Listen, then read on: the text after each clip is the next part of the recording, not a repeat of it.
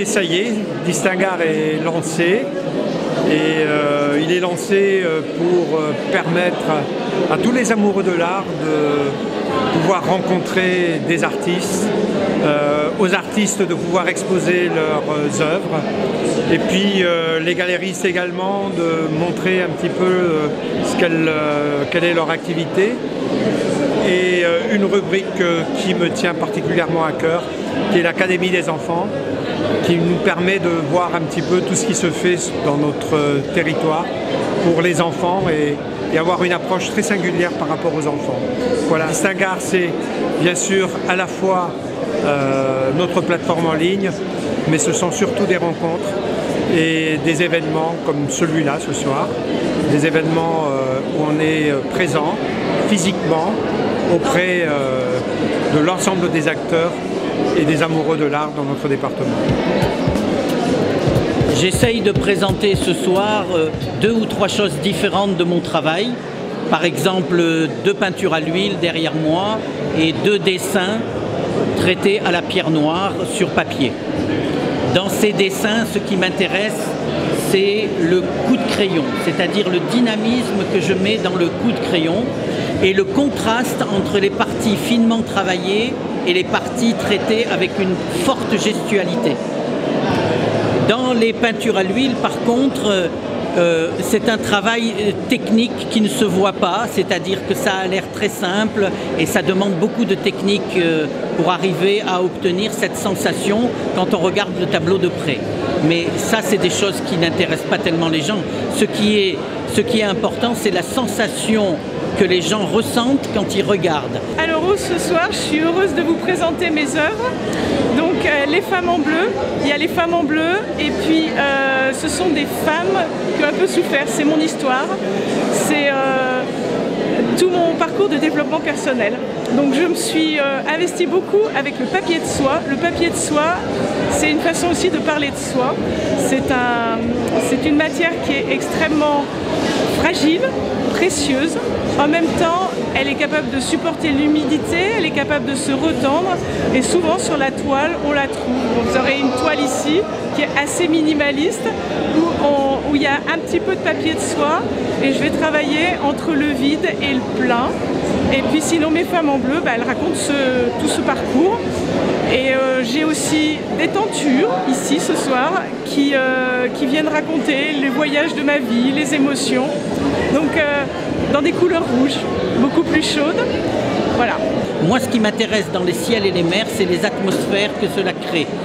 Et ce qui est important, c'est que je ne regarde jamais pour faire un tableau, je ne regarde pas ni la nature ni une photo. J'invente et je recrée des ciels et des mers à partir de ce que j'ai assimilé pendant toute ma vie.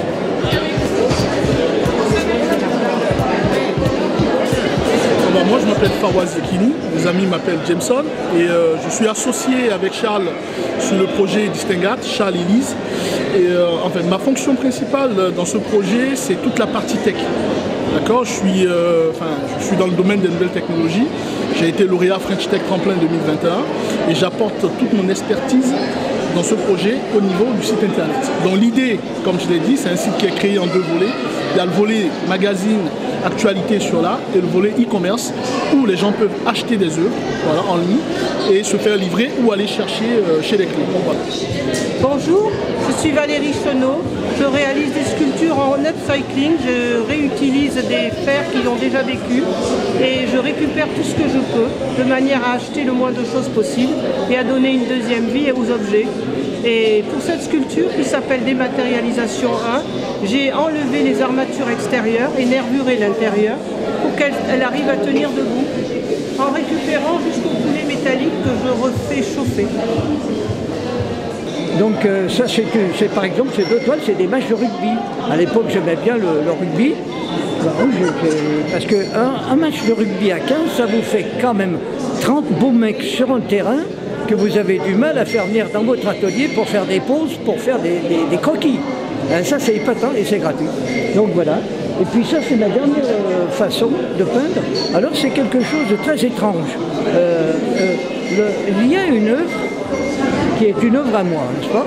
Et alors il y a un trait blanc mon graphisme habituel, qui curieusement, la journée on voit la toile et on voit le trait blanc. Mais le soir, quand le soir vient, le trait blanc s'est chargé de lumière et il éclaire la toile du fond. Voilà. Alors c'est un travail de ces 2 dernières années. Toutes mes sculptures ont plusieurs vies et elles ne sont jamais cassées parce que je récupère tout ce qui est cassé.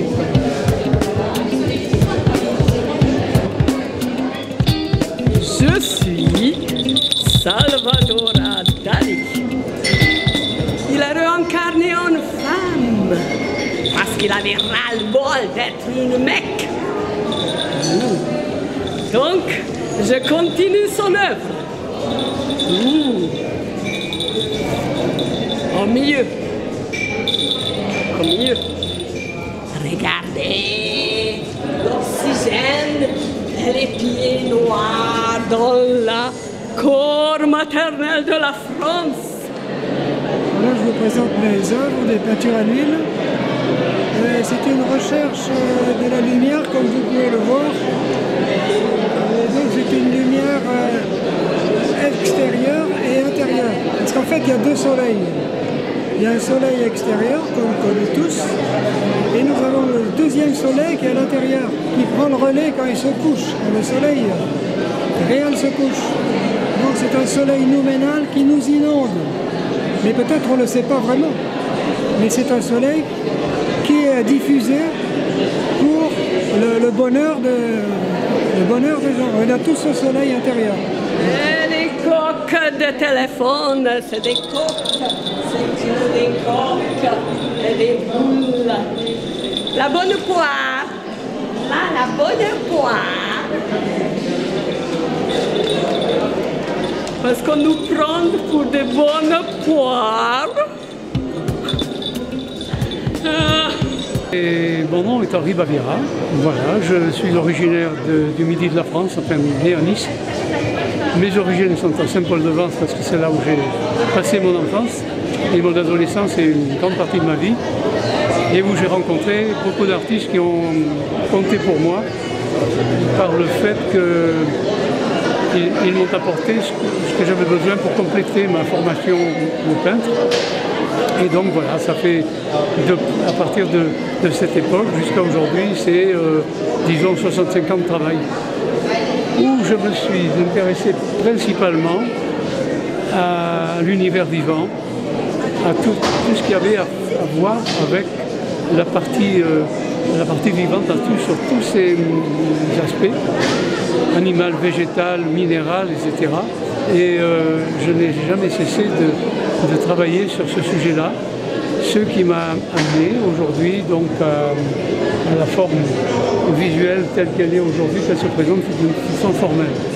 Mais en profondeur, dans la signification de tout ce travail, bien évidemment, il y a un regard qui est en fait un hommage très profond à la nature, au vivant et à tout ce qui nous entoure, dont nous faisons partie.